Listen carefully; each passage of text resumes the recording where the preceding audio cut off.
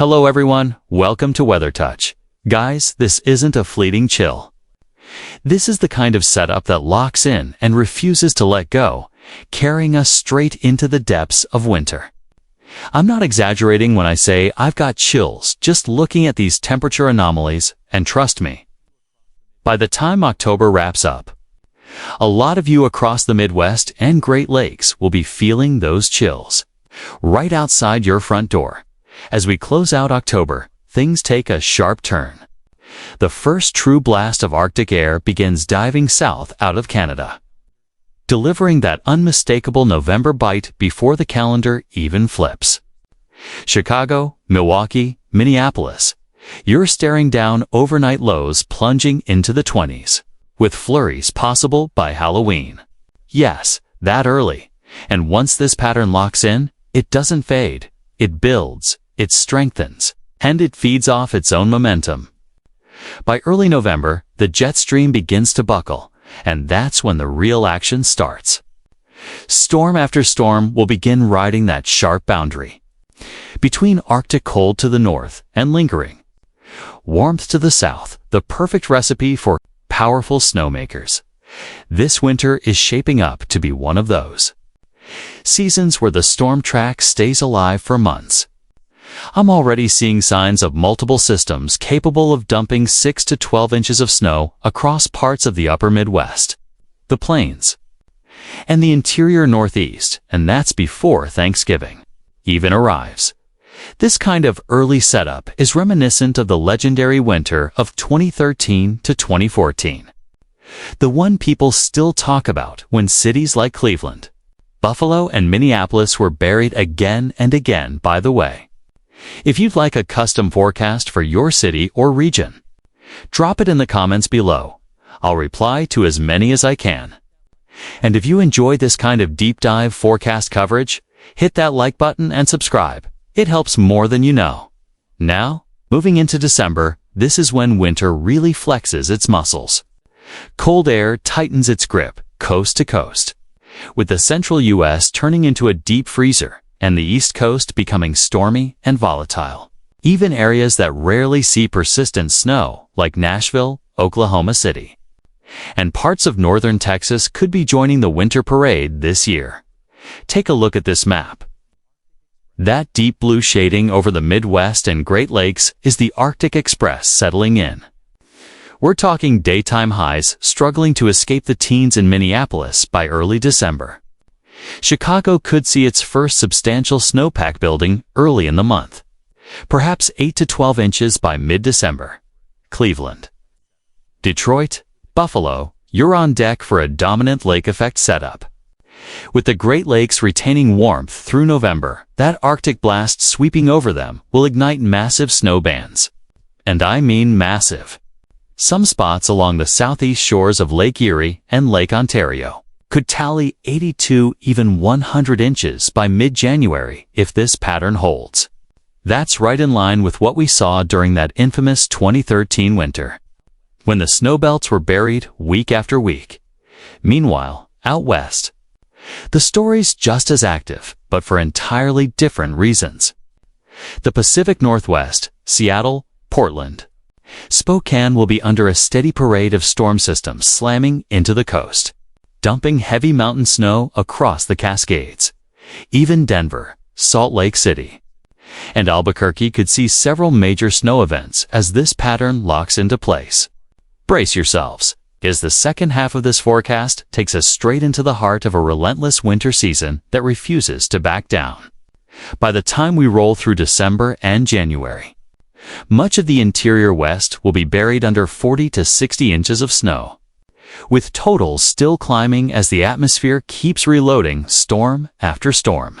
Now, let's shift our focus to the south, because this is where things get really interesting. This winter isn't stopping at the Mason-Dixon line, not even close. The data is showing multiple southern storms riding that subtropical jet stream.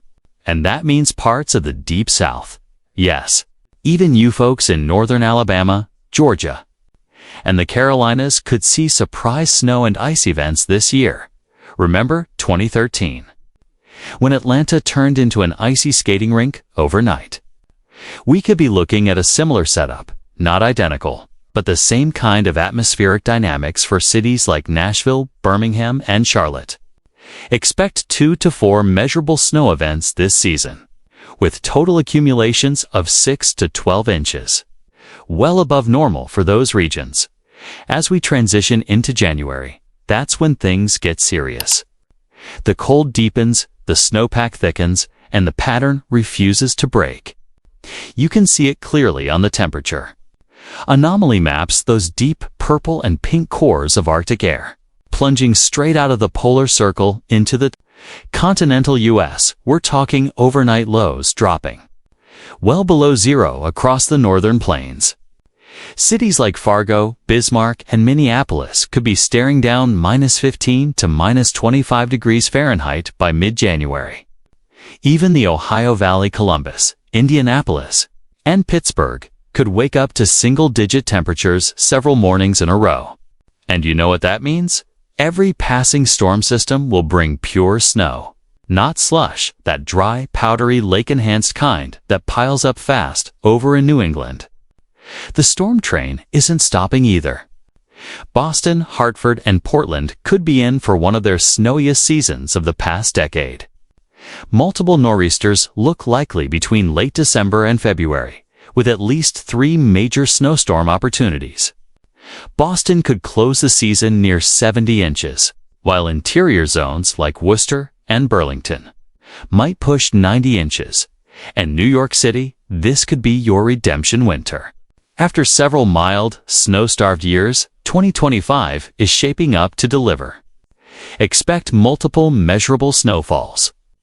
And don't be surprised if the city ends up with 35 to 40 inches by March. Nearly double recent totals. Swinging back to the Midwest, it's clear this region will once again be the epicenter of winter's fury. Chicago could wrap up around 65 inches of snow, Detroit near 70. And Cleveland may surpass 90 inches if those lake effect events stack up. Minneapolis could flirt with 80 to 85 inches, putting it right back in 2013 style territory.